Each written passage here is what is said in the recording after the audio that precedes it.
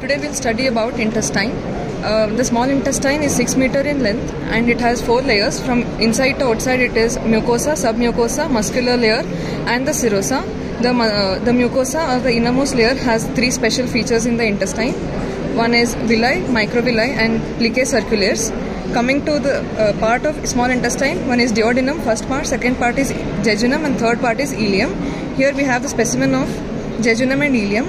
Coming to the differences between jejunum and ileum, first thing, jejunum is thicker than the ileum and the lumen is more wider in jejunum when compared to the ileum, and the mucosa or the innermost layer of the jejunum, we can see the mucous membrane foldings. There are too many. The circular foldings are many in jejunum when compared to the ileum, and the arterial arcades in jejunum it is less. That is 2. There are 2 arcades in jejunum and 3 to 6 arcades in ileum. And vasa recta in jejunum, they are longer and lesser in number, and in ileum there are more and shorter in length. The differences between the mesentery of jejunum and the ileum: jejunum has lesser fat and is more translucent compared to the ileum, which has comparatively more fat. The small intestine, that is the third part of the small intestine, that is ileum, will join to the large intestine at the cecum. Here we can see the ileocecal junction. Cecum is a large blind sac which connects the ileum, which connects the ileum and the large intestine, which is the ascending colon. It has right and left pouches, which is developmentally the right pouch becomes larger than the left pouch. There are 4 types of cecum based on the developmental development.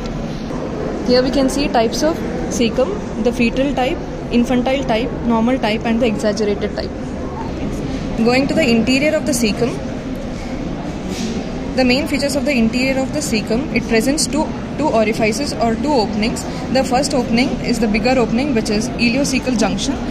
Here the ileum opens into the cecum. The mucous membrane is modified to form the wall. Here this is the upper lip of the ileocecal junction and this is the lower lip of the ileocecal junction, and this orifice or this opening is connected to the internal of the cecum by frenulum. This is the posterior frenulum and this is the anterior frenulum. The posterior frenulum is thin and the anterior one is broad. 2 centimeters below the ileocecal wall or ileocecal junction, we can find another opening which leads to opening of the appendix. This is appendicular orifice. From the cecum we have seen an orifice, that is appendicular orifice, which leads to the appendix. Appendix is a worm-like diverticulum that takes origin from the cecum. It has 3 parts. One is base, one is the body and the tail. The blood supply to the appendix is given by the branches of superior mesenteric artery. The position of the appendix in every body varies. We can see here various positions of the appendix, but the retrocolic position is prominently seen in most of the people. Looking at the differences between large intestine and small intestine, large intestine is smaller in length compared to small intestine, and this large intestine shows the presence of Taenia coli. There are 3 lines running along the length of the large intestine which are absent in small intestine, and circulations are seen in large intestine. And then appendices epiploicae, which are present in large intestine and absent in small intestine. Large intestine is more fixed compared to small intestine and it is more distensible compared to small intestine. Thank you.